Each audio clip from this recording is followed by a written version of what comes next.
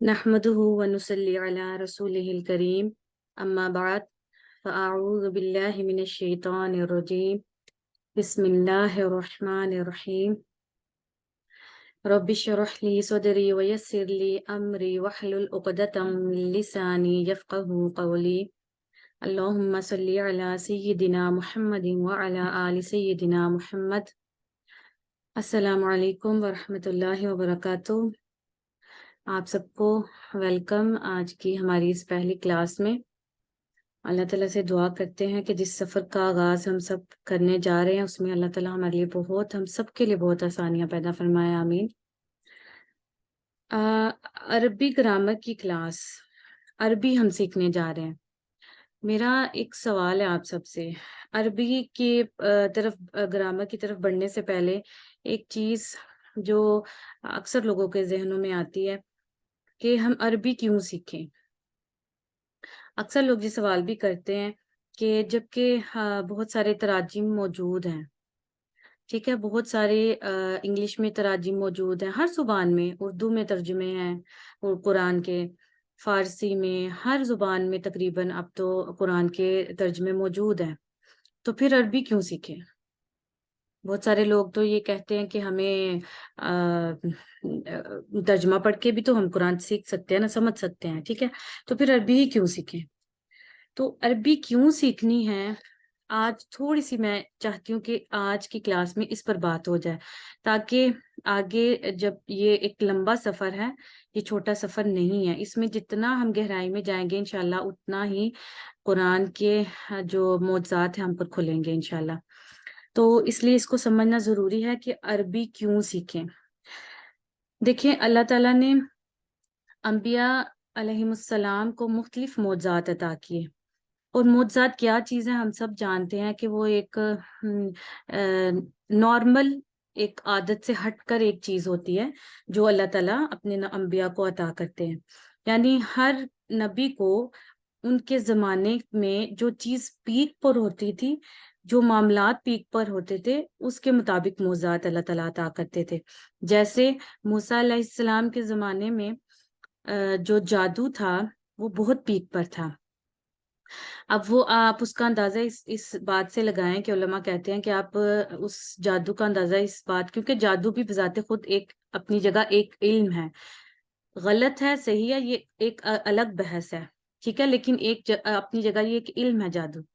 تو وہاں اس وقت کے جادوگروں نے اپنے جادو سے یہ اندازہ لگا کر فرعون کو بتایا کہ ایک بنی اسرائیل میں ایک بچہ پیدا ہوگا جو تمہاری موت کا سبب بنے گا۔ تو دیکھیں کہ یہ ایک جادو کی ایک علم تھا نا۔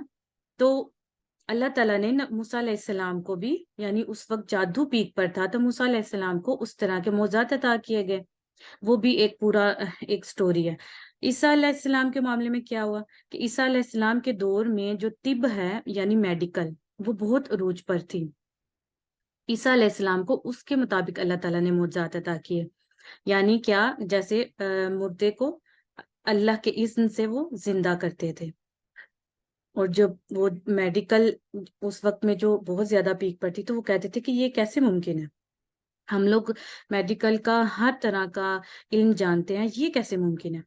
تو یعنی یہ چیزیں بتانے کے لیے کہ یہ رب العزت کی طرف سے آیا ہے۔ اسی طرح اب دیکھیں، رسول اللہ صلی اللہ علیہ وآلہ وسلم کے زمانے میں آپ صلی اللہ علیہ وسلم کو کون سا معجزہ عطا کیا گیا؟ سب سے بڑا معجزہ، دوسرے چھوٹے معجزے جیسے شق القمر کا ایک معجزہ ہے، یعنی چاند کے 2 ٹکڑے ہو جانا، وہ بھی اپنی جگہ ہے، لیکن وہ ایک چھوٹا معجزہ ہے۔ نبی صلی اللہ علیہ وسلم کا سب سے بڑا معجزہ کیا تھا؟ وہ تھا قرآن۔ اور دیکھیں، تمام انبیاء کے معجزات ان کے اپنے اپنے زمانوں کے وقت کے لیے تھے، اور وہ انہی کے ساتھ پھر ختم بھی ہو گئے، یعنی وہ معجزات اس زمانے کے ساتھ ختم ہو گئے۔ لیکن رسول اللہ صلی اللہ علیہ وسلم کو جو سب سے بڑا معجزہ یعنی قرآن عطا کیا گیا، وہ قیامت تک باقی رہے گا، اور اس کے اندر کے معجزات کھلتے رہیں گے ہم پر۔ تو ضروری ہے کہ یہ معجزہ اب یہ معجزہ کیسے ہے؟ کیونکہ نبی صلی اللہ علیہ وسلم جس دور میں اللہ تعالیٰ نے ان کو مبعوث فرمایا، تو مکہ میں قریش کے لوگوں میں یہ جو عربی زبان تھی یہ بہت پیک پر تھی، عربی زبان بہت پیک پر تھی۔ اس وقت کے شعرا اور جو عربی دان تھے ان کی محفلیں جمع کرتی تھی، اور ایون کہ یہ لوگ اتنا فخر کرتے تھے اپنی زبان پر کہ ہم لوگ کے بولنا ہم ہی جانتے ہیں، باقی جس کو عربی نہیں آتی تھی وہ کہتے تھے یہ لوگ تو گونگے ہیں، حالانکہ ان کی بھی اپنی ایک زبان ہوا کرتی تھی، لیکن یہ کہتے تھے یہ تو گونگے ہیں، بولنا تو صرف ہم ہی جانتے ہیں، یعنی انہیں بہت تکبر اور غرور تھا اپنی عربی زبان پر۔ تو اللہ تعالیٰ وہ کیا کرتے تھے اس وقت، ان کی محفلیں جمع کرتی تھی، اور پھر ان محفلوں میں وہ عام لوگوں کو آنے کی اجازت بھی نہیں دیا کرتے تھے، خاص لوگ ہی ان محفلوں میں بیٹھا کرتے تھے۔ یعنی یہ آپ کو بتانے کا مقصد یہ ہے کہ عربی زبان اس وقت کس قدر پیک پر تھی، اور پھر اللہ تعالیٰ نے اس وقت میں اس دور میں اپنے نبی کو مبعوث فرمانے کا ارادہ فرمایا اور پھر اپنا کلام نازل فرمایا۔ جب ان لوگوں نے قرآن کو سنا تو یہ واقعی اپنے حواس کھو بیٹھے کہ یہ تو بہت ہی ایک عجیب کلام ہے۔ کیوں؟ کیونکہ وہ عربی جانتے تھے اور عربی کے ماہر تھے، عربی زبان کے، تو وہ سمجھتے تھے کہ یہ ایک بہت ہٹ کر چیز ہے، یہ وہ چیز نہیں ہے جو ہم شعر کہتے ہیں، یا کوئی جادوئی کلام بھی نہیں ہے۔ وہ الگ بات ہے کہ انہوں نے لوگوں کو توجہ لوگوں کی ہٹانے کے لیے مکہ میں اس وقت لوگوں میں یہ باتیں مشہور کی تھیں کہ تاکہ لوگ محمد صلی اللہ علیہ وسلم پر ایمان نہ لے کر آئیں، تو یہ لوگ کہا کرتے تھے کہ اس کی بات مت سنو، نعوذ باللہ یہ جادوگر ہے، یہ ایسی بات کہتا ہے کہ لوگ اس کے سحر میں آ جاتے ہیں اور اس کے شدائی ہو جاتے ہیں، اس طرح سے وہ انہوں نے لوگوں کو ہٹانے کے لیے اس طرح کی باتیں کی۔ البتہ جو لوگ عربی دان تھے، عربی کو جانتے تھے، وہ جانتے تھے کہ یہ ایک بہت ایک ہٹ کر چیز ہے، ایک بہت الگ چیز ہے۔ تو یہ سب بتانے کا مقصد یہ ہے کہ قرآن سیکھنا کیوں ضروری ہے۔ اس لیے کہ جب ہم قرآن کو عربی سیکھنا اس لیے ضروری ہے کہ اگر ہم عربی کو اردو ترجمے یا کسی بھی انگلش یا کسی بھی ترجمے کے ساتھ سمجھنے کی کوشش کرتے ہیں تو ہم قرآن کی ان معجزات تک نہیں پہنچ سکتے۔ ہم قرآن کی وہ جو اللہ تعالیٰ کی محبت ہے وہ ہم اس طرح سے حاصل نہیں کر سکتے۔ کیوں؟ کیونکہ قرآن اللہ تعالیٰ کا کلام ہے اور اس کا تعلق اللہ تعالیٰ کی ذات سے ہے، ٹھیک ہے؟ یہ چیز ذہن میں رہے کہ یہ اللہ کا کلام ہے، یہ نبی صلی اللہ علیہ وسلم کے قلب پر نازل ہوا ہے، جبرائیل علیہ السلام اللہ کا کلام نبی صلی اللہ علیہ وسلم کے قلب پر نازل ان کے ذریعے سے ہوا ہے، تو یہ اللہ کا کلام ہے۔ جب ہم قرآن سے جڑتے ہیں تو ہم اللہ سے جڑتے ہیں۔ تو قرآن ہماری زندگیوں کے مسائل کا حل بتاتا ہے۔ قرآن سے جڑنے کا مقصد ہی یہی ہے کہ ہماری زندگیوں میں آج جو اس قدر بے سکونیاں ہیں، جب ہم قرآن کو سیکھیں گے اس کی زبان میں سیکھیں گے، کیونکہ بعض اوقات تراجم کو ترجمے سے پڑھنے سے ہم جو ترجمہ پڑھ رہے ہوتے ہیں وہ لکھنے والے کی نظر سے پڑھ رہے ہوتے ہیں، یعنی اس کو قرآن کی اس آیت کو ہم اس طرح سمجھ رہے ہوتے ہیں جس طرح اس لکھنے والے نے اپنی مطابق سمجھا، اپنی سمجھ کے مطابق سمجھا۔ لیکن اگر ہمیں عربی آتی ہوگی، جب ہم قرآن پڑھیں گے تو ہمیں ہمارے اپنے ذہن کے مطابق بھی قرآن کے بہت سارے بند دروازے ہم پر کھلیں گے، کیونکہ قرآن ایک معجزہ ہے اور اس کے معجزات کھلتے رہیں گے ہم پر۔ کچھ چیزیں تو فکسڈ ہیں جو نبی صلی اللہ علیہ وسلم نے ہمیں بتا دی، جو حلال و حرام ہے وہ فکسڈ ہے، وہ تو اسی طرح رہیں گے، لیکن جو قرآن کے کچھ معجزات ہیں، جو اس کی کہہ لیں کہ وہ چابیاں قرآن ہمیں دیتا ہے بند دروازے کھولنے کی، وہ قرآن میں جب ہم ڈیپلی اس میں غوطہ زنی کرتے ہیں وہ چیزیں تبھی ہم پر کھلتی ہیں اور ہمارے معاملات آسان ہوتے ہیں۔ تو اس لیے ضروری ہے کہ قرآن کو اسی کی زبان میں سمجھا جائے، کیونکہ حضرت علی کا قول ہے کہ حضرت علی فرماتے تھے کہ جب میرا دل چاہتا ہے کہ میں اللہ تعالیٰ سے باتیں کروں تو میں نماز پڑھتا ہوں، اور جب میرا دل چاہتا ہے کہ اللہ تعالیٰ مجھ سے باتیں کرے تو میں قرآن پڑھتا ہوں۔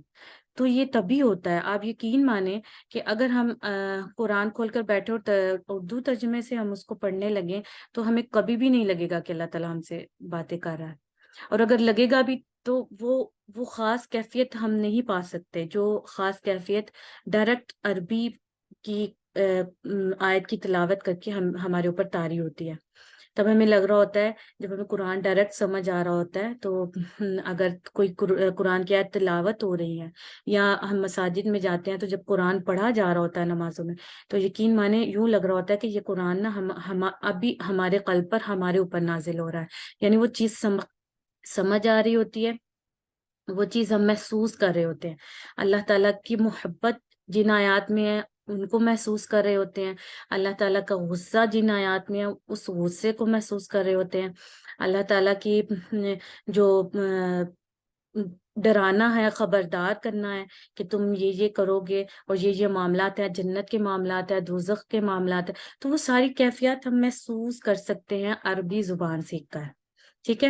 اگر ہم صرف تراجم کی طرف جائیں تو ٹھیک ہے، آپ وقتی طور پر، میں نہیں کہتی کہ بالکل بھی اس سے فائدہ نہیں اٹھایا جا سکتا، ٹھیک ہے، جو لوگ بالکل عربی نہیں سیکھتے کم از کم وہ ترجمے کے ساتھ تو ضرور پڑھیں قرآن، ٹھیک ہے، لیکن جو یہ چاہتے ہیں کہ وہ اپنے رب کے زیادہ قریب ہوں، وہ قرآن کو محسوس کریں، اس قرآن کی جو خوبصورت، اس کی وہ جو ایمان کی وہ جو لذت ملتی ہے، وہ پھر آپ کو عربی زبان سیکھنے کے بعد، پھر ہم جب نماز پڑھتے ہیں، نماز بھی ہماری عربی میں ہے، تو وہ یہ ساری کیفیات، اب نبی صلی اللہ علیہ وسلم نے فرمایا کہ نماز مومن کی معراج ہے، تو وہ مومن کی معراج کب بنتی ہے؟ وہ تبھی بنتی ہے جب ہمیں سمجھ آ رہی ہوتی ہے کہ ہم نماز میں پڑھ کیا رہے ہیں، کیونکہ نماز ایک پورا ڈائلاگ ہے اللہ کے ساتھ۔ اب ڈائلاگ آپ لوگ سمجھتے ہیں، ڈائلاگ کہتے ہیں مکالمے کو، کہ ایک بندہ بات کر رہا ہے تو دوسرا اس کا جواب دے رہا ہے، اب دوسرا بات کر رہا ہے تو وہ اس کا جواب دے رہا ہے۔ تو جب سورہ فاتحہ کے متعلق ایک حدیث میں آتا ہے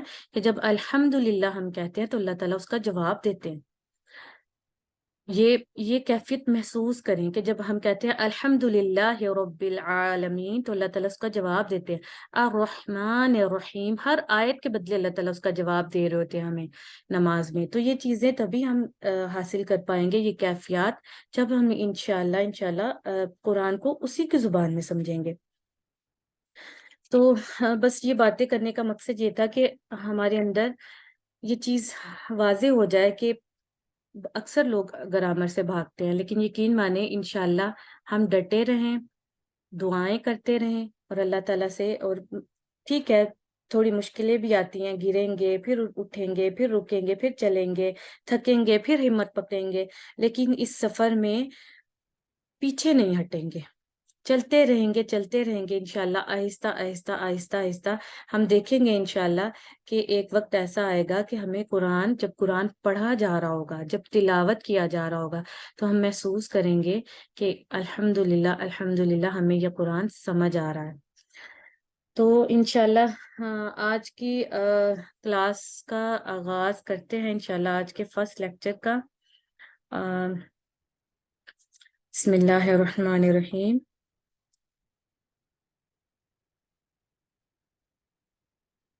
قرآن کو اس کی زبان میں سمجھنا جس سے وہ دلوں پر براہ راست اثر کرتا ہے، ٹھیک ہے، ہمارا مقصد یہی ہے کہ ہم قرآن کو اس طرح سے اللہ کرے اس پورے سفر کے بعد سمجھ سکیں جس سے وہ ڈائریکٹ ہمارے دلوں پر اثر کرے۔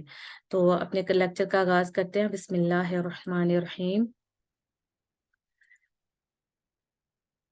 کلمہ، اب کلمہ کیا چیز ہے، اس کو آپ سمجھ لیں کہ قرآن کا ہر حرف کلمہ ہے، یعنی اب بسم اللہ الرحمن الرحیم جو ہے، اس کا ہر حرف جو اسم ہے، اس میں فعل آئے گا، اس میں حرف آئے گا، وہ سب کلمہ ہے۔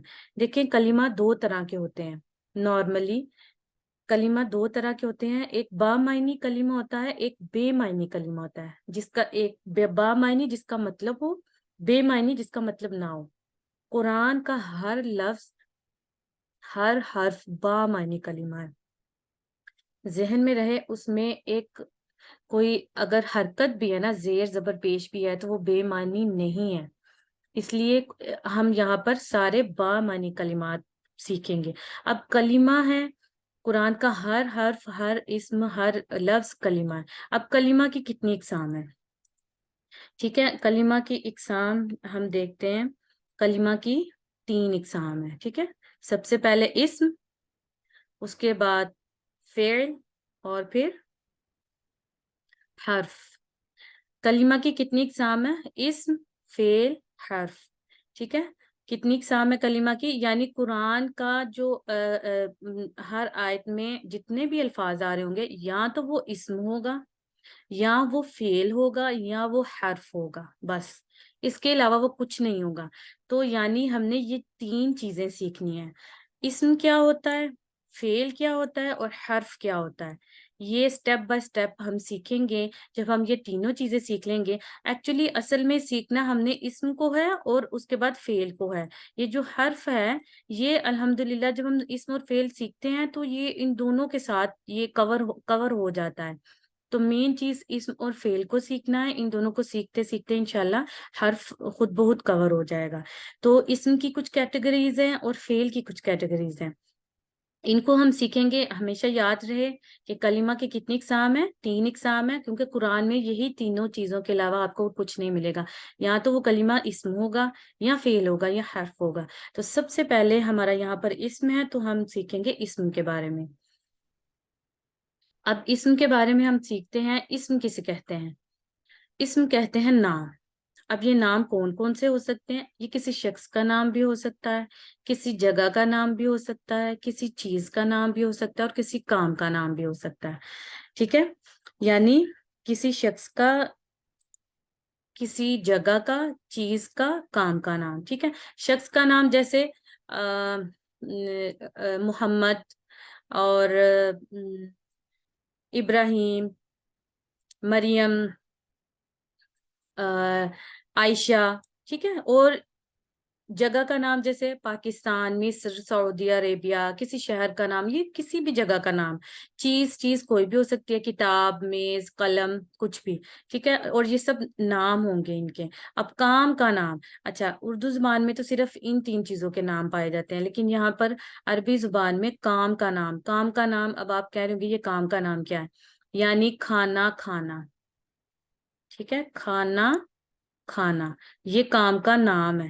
اس کو ہم فعل میں نہیں لے کے جائیں گے. فعل میں کیا ہوتا ہے؟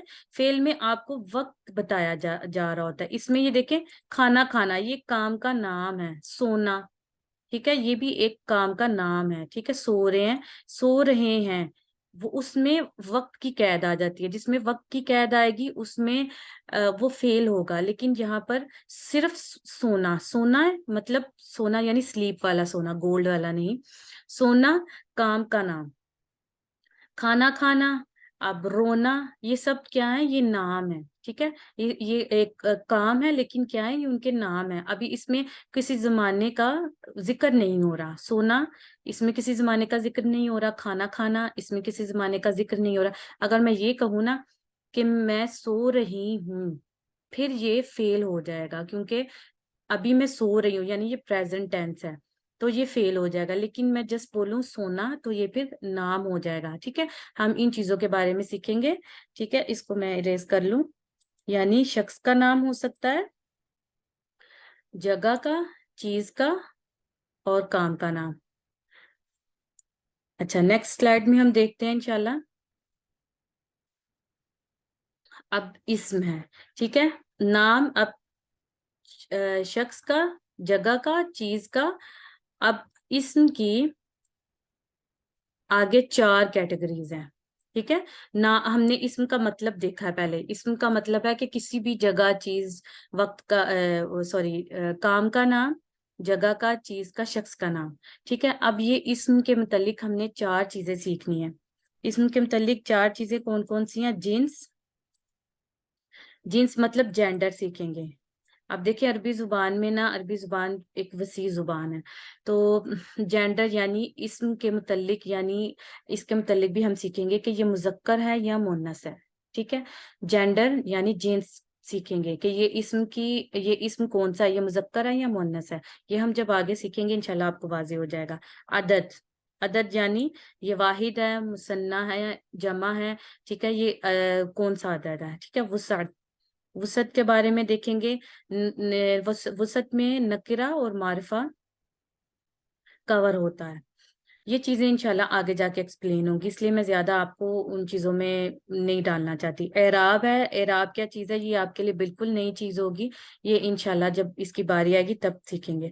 آج سب سے پہلے ہے جنس۔ جنس کیا چیز ہے؟ جنس کہتے ہیں، جیسے کہ میں نے آپ کو بتایا، جینڈر، ٹھیک ہے، جینڈر ہے۔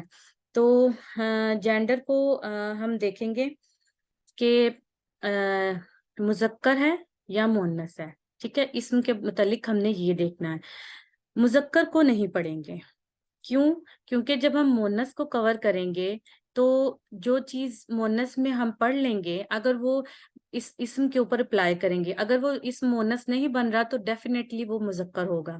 اس لیے ایک چیز کو پڑھیں گے تاکہ وہ چیز اپلائی اسم پر کریں گے، وہ نہیں ہوگی تو ڈیفینیٹلی وہ اپوزٹ چیز ہوگی، یعنی پھر وہ مؤنث ہوگا۔ سوری، مؤنث کو ہم پڑھے ہیں، مذکر کو نہیں پڑھے، تو یعنی جو چیز مذکر پڑھیں گے، اپلائی کریں گے اسم پر، اگر وہ اسم مؤنث نہ ہوا تو ڈیفینیٹلی وہ مذکر ہوگا۔ اس لیے ہم اپنی کلاس میں صرف مذکر پڑھیں، سوری مؤنث پڑھیں گے، ٹھیک ہے، اس کو ہم کور کریں گے۔ اب مؤنث کیا چیز ہے؟ مؤنث کے آگے کچھ اقسام ہے، ٹھیک ہے، مؤنث کی اقسام ہے، ایک حقیقی مؤنث ہے اور ایک غیر حقیقی مؤنث ہے، ٹھیک ہے۔ حقیقی مؤنث کیا ہے؟ حقیقی مؤنث یہ ہے کہ جیسے ماں، بیٹی، بہن، یہ سب حقیقی مؤنث ہیں، یعنی ان کے مقابلے میں مذکر موجود ہوتا ہے۔ جیسے ہم نے اردو زبان میں مذکر مؤنث پڑھے ہوئے ہیں، بچپن سے پڑھتے ہیں، یہ بالمقابل مذکر موجود ہو، یا اس ڈیفینیشن کا مطلب یہ ہے کہ حقیقی مؤنث ہوا ہے کہ جس کے مقابلے میں مذکر ہوتا ہے، جیسے ماں کے مقابلے میں باپ، بہن کے مقابلے میں بھائی، اور بیوی کے مقابلے میں شوہر، یہ حقیقی مؤنث ہو گئے۔ غیر حقیقی مؤنث کیا ہے؟ غیر حقیقی مؤنث میں دو چیزیں آتی ہیں، ایک تو علامتی مؤنث ہوتی ہے اور ایک سمائی مؤنث ہوتی ہے۔ علامتی مؤنث میں ہم کچھ علامتیں سیکھیں گے، اگر وہ اسم کے اندر پائی جائیں گی تو ہم کہیں گے یہ اسم مؤنث ہے، ٹھیک ہے۔ اور سمائی مؤنث میں ہم کچھ گروپس دیکھیں گے، وہ اس میں یہ ہوتا ہے کہ یہ جو عرب لوگ ہیں، یہ اس ورڈ کو مؤنث ہی کنسیڈر کرتے ہیں، اس لیے اس کو سمائی مؤنث کہتے ہیں۔ ان کے گروپس ہم دیکھیں گے آگے انشاءاللہ۔ جیسے اب دیکھیں علامتی مؤنث میں کیا ہے۔ اب حقیقی مؤنث میں نے جیسے کہ آپ کو پہلے بتا دیا کہ جس کے مقابلے میں کوئی مذکر موجود ہو، مثلا امن یعنی ماں، اس کے مقابلے میں ابن ہوگا یعنی باپ، بنتن ہے تو بیٹی، اب اس کے مقابلے میں مذکر کیا ہوگا؟ ابن، بیٹا، اختن یعنی بہن، اور اس کے مقابلے میں بھائی ہے، اخن، ٹھیک ہے۔ تو یہ حقیقی مؤنث ہے، یہ اس کو پہچاننے میں اتنی مشکل نہیں ہوتی۔ اصل جو سیکھنا ہے ہمیں وہ غیر حقیقی مؤنث کو سیکھنا ہے۔ غیر حقیقی مؤنث میں پہلے ہم نے علامتی مؤنث اور پھر ہم نے سمائی پڑھنا ہے۔ علامتی مؤنث میں دو علامتیں ہیں، پہلی علامت کیا ہے؟ یہ پہلی علامت ہے تائے مربوطہ، اور دوسری علامت ہے، دوسری اس کو الف التانیث کہتے ہیں، یہ سوری تانیف لکھا ہوا ہے، تانیف نہیں ہے، اس کو تانیث کہتے ہیں، یہاں پر سا ہے، یہ تھوڑی ٹائپنگ مسٹیک ہے، میں یہاں پر اس کو ٹھیک کر دیتی ہوں، الف التانیث،